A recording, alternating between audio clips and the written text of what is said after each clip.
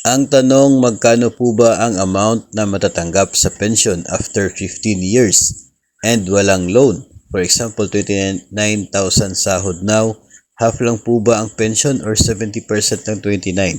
Ang sagot po dyan ay wala doon sa options at ang realidad po ay mas mababa doon sa options yung actual na pension kapag 15 years pa lamang sa serbisyo. Kasi base po sa Republic Act 8291, mayroon pong particular na formula sa pag-compute ng ating pensyon. At ang gagamitin po dyan ay yung average monthly compensation sa last 36 months ng atin pong pag-serve sa gobyerno. So last 3 years, no, yung average, i-add lahat ng monthly compensation, basic pay po, tapos divide by 36. Yun po yung average monthly compensation sa bawat doon po sa loob ng 3 years.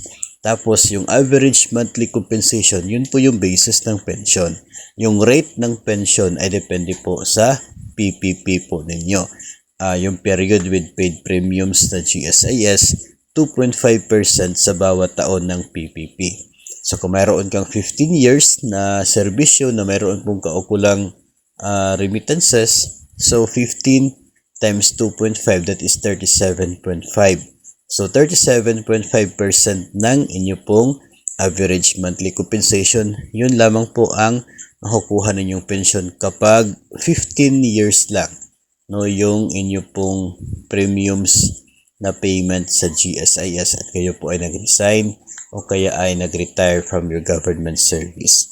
So mahalaga po na aware tayo dyan. Nakikita naman po yan sa GSIS Touch. Again, ito po ay base sa Republic Act 8291. Hanggat wala pong pagbabago sa batas na yan, ito po rin po ang mananatiling susundin ng GSIS sa pag-compute ng ating monthly pension.